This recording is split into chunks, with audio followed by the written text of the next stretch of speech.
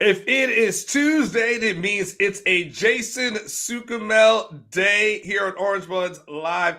Jason, are you staying warm? You snowed in, ice outside? What you got going on over there? All the above, Anwar. I'm staying warm. Going a little stir crazy. I'm ready for my kids to go back to school. But I did go out Sunday. My wife and I walked down to. Actually, we drove. We're crazy. We drove down this little park that's kind of in our neighborhood and walked around, got outside. So all the above, though, dude. You doing all right over there? Yeah, I mean, I was probably doing what you shouldn't be doing, which is driving across the state this weekend. So, Oh, okay. so I'm probably not the first guy to get the advice from, but Yeah. I got home yesterday. And, I did not know that. Okay. Yeah. So I got home yesterday. I was in Houston on Saturday, San Antonio on Sunday, here today, yesterday, and so it was. I would tell you this. I was on real quick. I was on I-35. I was like, oh, pretty cool. Then I decided to get off at that 130. 45 exit, and I'm like, I'm gonna take this, and then I get past Tesla, and basically then I was like, time to get on that 45 ramp. Oh yeah. That was a bad decision. Oh, that was a bad decision. I won't do that again. I was very happy to get off of there. So, Jason, but we can't talk about something as relates to Texas and where they need to exit at this moment. It seems like, Jason, that everything's kind of slowing down as relates to the portal. I think everyone was wanting to see if the Indiana names or Miami names went in last week, and then maybe that means something for Texas. Could they grab one of those? And that ends up kind of being a whole bag of nothing. And Jason, we're kind of just, there's guys in the portal who are sitting there, but there aren't, we don't know how many of those guys Texas will take. In your sense, do you feel like Texas is just about over or over overall as relates to the portal?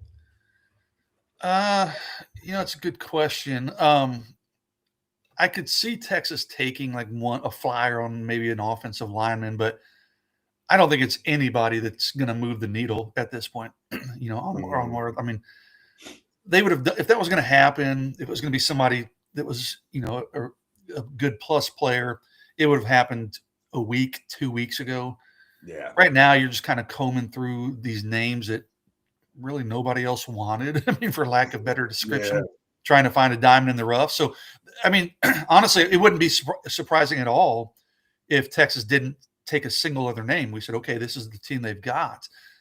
On the same token, on the flip side of that, if they took another offensive lineman, okay, fine, that could happen. Just for a warm body, a depth piece, somebody to help you, in practice, field out a couple different offensive line groups. But I think 99.9% of all the excitement and the fireworks are done at this point. So let me ask you this, Jason: if all is done from the offensive line perspective, we'll just start there. We can work our way out. But if everything is done from the offensive line perspective, what ends up being your thoughts about Texas? In the transfer portal process as relates to the offensive line? I know everybody's going to freak out, and you filed a report on Orange Blood this morning, and I read the first 10 responses before we went live, and everybody's freaking out about the offensive line. Okay, I get it, but I don't quite view it that way. I'm not going to sit here and tell you, hey, Texas went out and killed it in the portal and offensive line, and solved any concerns or cured any concerns that I had, but they did get what looks to be a starting right tackle, which then basically gives them a starting right guard in Brandon Baker. Okay.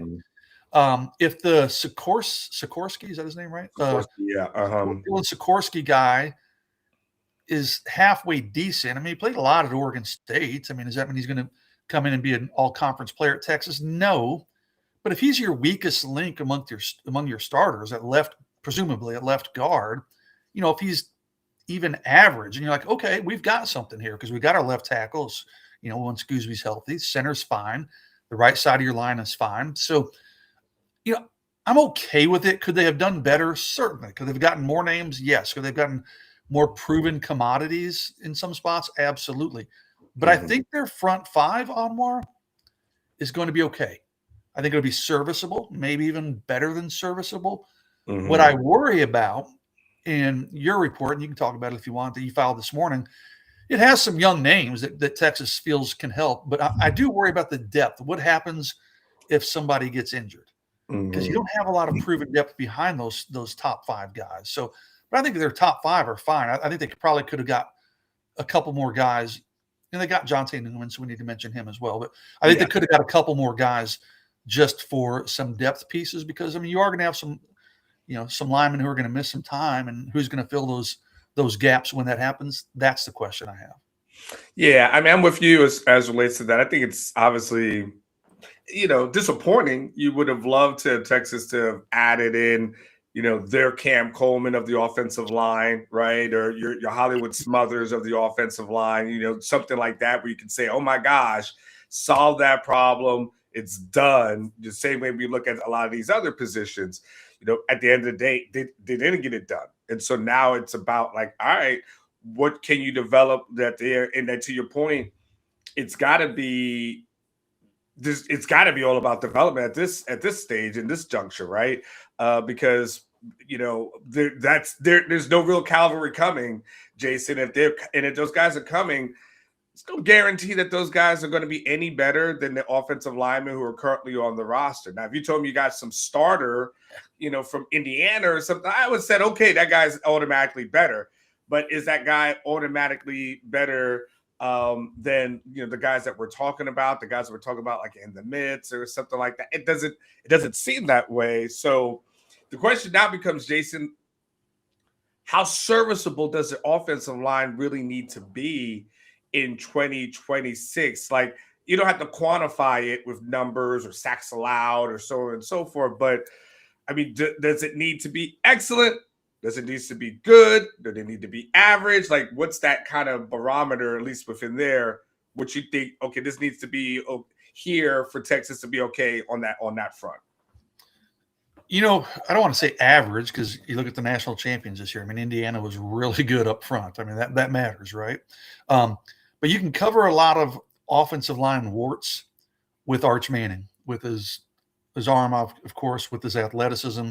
You got playmakers all over the field. You got Cam Coleman. That's going to help out some. You've got, I think, more explosiveness in the running game with the running backs they brought in through the portal. That can help an offensive line look a little bit better. So does this have to be an offensive line that wins a Joe Moore Award or is a finalist for the best offensive line in the country? I don't think so, Anwar. I think this team win a championship if this offensive line may be good but not great, if that makes sense. I don't think this group has to be, an offensive line that everybody's talking about as one of the most dominant lines in the country. I think this line is pretty good. Yeah. I think that's good enough. I think the other pieces around it can lift that line up. And I think this still can be a championship caliber Texas team. Again, a lot of things have to go in your favor there. You can't have injuries. Arch has to stay healthy. You're going to have the ball bounce your way a couple times, make big plays in close games, and all the stuff that goes into it every year. I mean, as good as Indiana was, they were on the ropes a couple of times throughout the course of the season. So, and they stayed healthy. Yeah. So those things matter. Those things still matter. But yeah, I think this is an offensive line. And I know I'm kind of pushing and going against the grain here, because everybody's freaking out. That's all anybody wants to talk about in Orange Bloods is the offensive line issues and, fire Kyle Flood and all this stuff. And I'm like, let's see, man. I think this offensive line will be good enough. Now, am I sitting there saying, hey, Texas is going to win the SEC? Texas is going to win the national championship? No, I'm not saying that. They got a tough schedule. There's a lot of things that have to happen. But I do think the starting 5 of this offensive line is good enough to put Texas in a position to be in those kinds of situations. The couple of names that was thrown at me, and I just kind of want to get your thoughts on these guys, because, you would have more of them, probably more of their high school profiles than anything else. Andre Kojo, a guy that they were looking to lean upon a little bit last year. He gets, has a season-ending injury, but probably a guy who's at least in the 2 deep. And then there's the Coleman brothers, which, no one's really probably talked about since they've got here, which was Jordan and Devin. Heard some good things about them. Tell me about those 3 guys, Jason, and what I need to know, what you remember about those guys as prospects. Yeah, those guys, they're good prospects. but they're kind of, I don't say found money if they hit, but they're not Kelvin Banks. They're not even DJ Campbell, who, DJ was what he was at Texas, but is a multi-year starter. I mean, these guys were 3 borderline 4-star prospects. I mean, they're prospects that schools like TCU and other schools wanted, and they, would probably do well there. But they're not your 5-star. Okay, that guy's going to hit. He's going to be a year 1 or year 2 contributor for you. But Kelvin Banks, big dude, moves pretty well. Really big dude. I don't have his bio pulled up, so I don't know what his height and weight is listed at. But you see him at practice on where you've seen him, and he's as big as any lineman on the field out there running around. And what I remember about him is Kojo he was really young. He basically graduated a full year early. He was really young for his class, so he's still kind of a pup in a little, in one kind of way. The Coleman brothers, I think you had difference in opinion from some people about, okay, hey, are those guys true blue chips? Or are they kind of on the fringe? Good players, but I know you reported, hey, that there's some high hopes for them, and they seem to be doing pretty well. But they were developmental type players. They weren't guys that were going to come in year 1 and play. Now, can Flood get them ready next year? That's the question. That's what we're waiting to see. And I think, like you reported, there is some confidence that he can and it is getting them ready. But me, Onward, I got to see it before I fully believe it. I need to see it before I fully buy in. But I read your report today, and I think that there's some optimism. It sounds like that they'll be ready to contribute in some form or fashion next year. So, Jason, if this is it, right, and let's say Texas is not going to add in, a 3-year starter from a Power 4 program at this point, right? They could, if they wanted to do that or could have done that, they would have done that already. So all the elite guys are off the board. Texas gets a guy here or there. It is kind of is what it is. Then if this is it, Jason, overall, how would you view the transfer portal haul for 2026 for Texas? Really good, honestly. I haven't looked at. There was a time, I think it was right after they got. Well, Cam Coleman committed the same day, and was it Smothers at the same day? Smothers, yeah, I think Smothers was like an hour later. You're right. Yeah, it was bam bam. At that point, Texas had the number 1 portal class in the country. I don't know where it is now. I mean, schools like LSU or so may have overtaken them, but I feel like they addressed all of their needs pretty well, and in fact, really well in some areas. I mean, running back, fine. Wide receiver, 100%, obviously. Tight end, I don't really know what to make of the Masunis guy from Michigan State. I mean, he's going to play. He's going to be a major contributor. Is he going to be an upgrade over Jack Henry's? I don't know. But, they went out and got somebody that can help them there. Offensive line, we've obviously discussed. I didn't think they needed a lot of defensive line, but they went out and got some interior defensive linemen. Linebacker, I feel like they really reloaded there, which was absolutely imperative. And they probably got what we believe maybe a starter at your cornerback spot. So, if I'm getting a letter grade, I think I saw Money B in the chat said B+. That's about where I'm at overall. If they would have gotten another top end offensive lineman, that would have pushed them in the A category. But yeah, I think Texas did pretty well in the transfer portal. I mean, you can always, every team in the country right now is saying, oh, we kicked ass in the transfer portal. Yeah. But there's that one guy we would have loved to have had. I mean, everybody's saying that. You didn't get everybody. But I think Texas did really well. Offensive line, maybe left a little bit of food on the table there. But, even there, I think Texas did okay. So overall, I would say you're probably B+ is about how I'd grade it.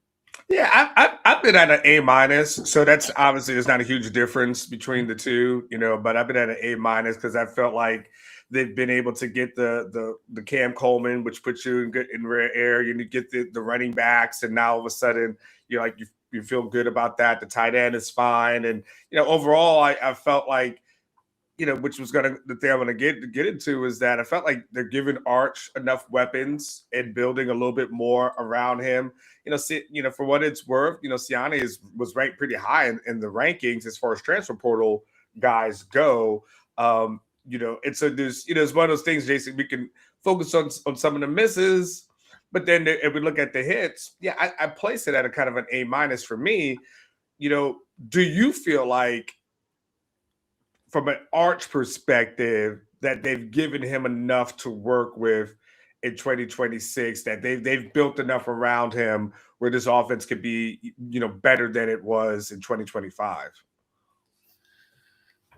Yeah, I think so. Anytime you add a Cam Coleman type, I mean, yeah, Texas had some losses on their offensive roster, through the transfer portal. Jack Henry's going pro, but you add Cam Coleman, the automatic answer is yes. I think this offense will be better. You add two playmaking, explosive running backs. I still think Trey Wisner is a good player when he's healthy. Okay, I think he's a perfectly fine player. I don't know that he had the pop that the two guys they have now will give Texas in terms of big playability, explosive plays. So, I think Texas is a better offense. Arch is more experienced. I mean, let's be honest. I was thinking about that this morning. Like, you and I sometimes were pretty critical of Arch early in the season, right? Yes. But I think deservedly so. I think justifiably so. I think Arch would tell you. I mean, hell, Arch did say it. There were times Arch said, yeah, I stunk. Today. And I'm like, yeah, you kind of did. So, but by the end of the season, there wasn't a quarterback in college football that I would have taken over Arch probably, other than maybe Mendoza. So, I mean, this offense should be better. I think they added some weapons. They added some talent. They added explosiveness. That combined with Arch's development, I think this offense will be much better next year than it was in 2025. Yeah, I mean, I think it was interesting always having the Arch as we had the Arch conversation. I feel like because you and I were the ones that were, I think, probably more critical / I would say objective, and I think some of it was like, hey, look, if we're going to hold Quinn to a standard, we can't throw standards out the window because for Arch, just because you may like the guy or you had high hopes for him. Not now no QB has a standard where it's like, look at this QBR, look at this, so on and so forth. So, but I agree with you. Towards the end of the year, they did play better, and that begs kind of leans back on the offensive line question. The offensive line kind of did get better as the season went along. And does that give you a little bit more hopes that if they can pick up from where they left off, adding in a few new pieces, developing in the offseason, that, hey, like this won't, I was going to shock myself. This won't be. I literally heard it. Yeah. I went to move the mic up. I don't know what the hell. Is there, the belief that, hey, there's enough here that it will, from a front perspective, it's not like will Arch be on his back in 2 seconds and never be able to throw the ball to Cam Coleman, or will he actually have enough time to complete those passes? Yeah, that offensive line, let's be honest, it just wasn't good to start the season. That Florida game was an absolute disaster. But by the end of the year, I feel like it was playing at a perfectly, I don't say a high level, but a acceptable level, right? Once they kind of got that center thing, got Hudson plugged in at left guard, and Connor Robertson settled in at center, which was interesting because it kind of happened. It wasn't like Kyle Flood say, hey, I'm going to tinker with my line and do this. No, I mean, Cole Hudson got hurt and Connor Robertson, you're like, oh, wait, he's actually playing pretty well. We threw him in there because we had to, and he's playing pretty well. So it kind of worked out in Texas's favor. But yeah, that offensive line by the end of the year was playing at a championship type of level. I'm not saying they were, an A-plus line, but they were playing well enough. I mean, they obviously won the bowl game, beat Texas A&M. So, can that be built upon next year? Absolutely. I think this line next year, or I guess this year, if you will, in 2026, will start the season better than the last year's offensive line ended the season. And that offensive line last year that ended the season was good enough to get you in conference championship type considerations, and who knows what beyond that. So, I think this line will be good enough, with Siani at tackle. The left guard thing's still a bit concerning, but if Sikorsky or one of these young dudes can step in there, and it doesn't have to be an all-conference type performer at left guard. I mean, if that's your weak link, you're going to have a weak link somewhere, but if it's serviceable. Whereas last year there were times that left guard position was just dreadful. Okay, you can't have that. And I don't think they will. So if that left guard position is serviceable, I think this offensive line with Arch and the weapons around it, I think absolutely it'll give Arch enough time to do the things that Arch Manning needs to do and get Cam Coleman involved in Wingo and get the running game going. Absolutely on where I feel like I'm drinking the Kool-Aid a little bit, which is not my normal personality. I'm usually the guy that's telling, hey, slow down, everybody. No. But yeah, I mean, I saw a preseason ranking. I don't remember which one it was or who did it, but they had Texas, I think, number 3 in the country. I was like, that to me feels about right with everything Texas has coming back. And I get it. Like, there's a little bit of people are going to be gun shy because last year they put Texas number 1 and Arch was the Heisman favorite, and that came crashing down in a hurry. So I think some people might be a little bit reluctant to give Texas that benefit of the doubt, but I'm not. I think I'm going into this 2026 season giving Texas the benefit of the doubt that, hey, they did enough in the portal. They've got enough talent, on the roster that's coming back, that this is going to be a team that should be in championship conversations. Whew. All right. I'm going to follow up on that. Let's get Jay Lee knocked in here. He said, high school recruit or portal guys, is Flood a likable guy players want to play for? Not making a claim either way. Just curious if y'all have heard. So I think that there's it's 2 questions. I think it's high school recruit or portal guys, and then it's Flood a likable guy that people want to play for. Jason, what do you think? I mean, the recruits I talk to love him. And you and I've been at practice. We see him coach. I mean, he coaches his guys hard. I mean, he does. But I mean, it's that I feel like that's what you need to do. And if that's not your style, then you're probably not a guy I want on my roster if you don't want to be coached hard. But we've heard, kind of grapevine chatter. It's nothing I've heard directly, but like, maybe some of these portal guys, his sales pitch isn't resonating with them the way maybe people had hoped. I've never heard that from high school recruits or parents or things like that. And I think once guys get on campus, I've never heard anybody that doesn't like him. The offensive line gets together and they do these things. They hang out together. But it's a fair question, Jay. He's got to start closing the door and sealing the deal on some of these guys, including in the high school level. And he's got Texas in a good position with guys like Ishmael Kamara and Brian Swanson. But you know what? You're in a good position. But you know what? Texas A&M already has 2 commitments. So they've already shut it down on offensive line guys that Texas wanted. So Texas is in a good position. Maybe Texas operates a little bit slower, but you got to start closing these deals down and maybe closing them down a little bit earlier. And then the portal thing, that's a whole other discussion. I mean, portal recruiting is so different to me. It's not about relationships. I mean, dude, that's like speed dating, the portal is, right? You're not building relationships and gaining guys' trust. It's about, here's how you can play and help my team. And we're going to get you exposure and you're going to get some playing time. And then here's how much NIL money you're going to get. Is that on Kyle Flood? I don't know. I mean, to me, it's probably a bigger picture than Kyle Flood when it comes to portal offensive linemen. Portal recruiting is different than high school recruiting. Well, isn't it at the end of the day, Jason, though, isn't it all about the money with these guys? Like I hate to be insulting to these coaches who put a lot of pride into their sales pitches and of course staying in communication with the guys, and those things are important. You have to do those. You still got to take your unofficial visits. Like, you still have to have relationships and all that. But then at the end of the day, isn't the thing that matters most is for either one is how much you're going to pay me, right? I mean, like, I like you, coach, but this other school is offering me $500,000 more, but I like you're going to take less. Like, how does that really work?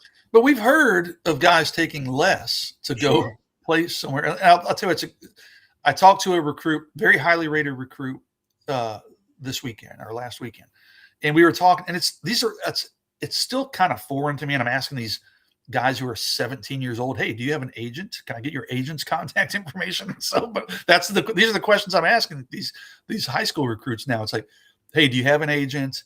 How much is NIL? Is that going to how important will that be to you? And relationships matter more in high school recruiting than they do in portal recruiting. And this player said it perfectly. He goes, I'm not going to say, he was honest. He goes, I'm not going to say NIL is not a factor, of course, but he goes, it's not everything. To me, it's more about a place that can get me developed for the NFL. I want to go to the NFL.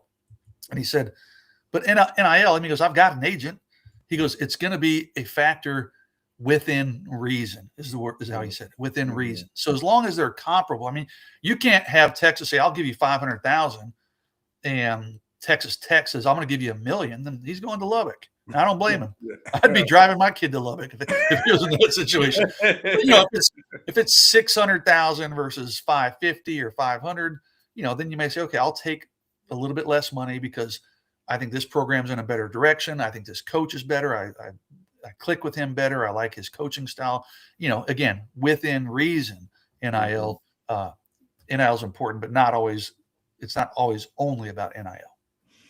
All right, Jason, listen, man, I have a couple more, but you know what? Let's just save it for next week. I got shows I got to do shows until next season, Jason. I need to sparse this thing out. So yeah, we got another. Plus, we have another show in 2.5 hours. We'll be seeing each other, which might mirror what we just talked about. So we'll see. All right, Jason, get out of here. See you, man. All right, dude. Jason Suckerbell, orangebloods.com. Yeah, I came out with reports on Orange Buds right now. If you haven't signed up, go ahead and do so. And that's good information that's on there as we try to keep you updated on everything that's going on behind the scenes. Listen, I'll be back for the noon show. You know, so we'll have the modcast at noon. I'll be back for that. Remember, I always say, live each day like it's your last. One day it will be. I say that for a reason. And so, hey, unfortunately, just make sure you go out and do something special for yourself. Do something.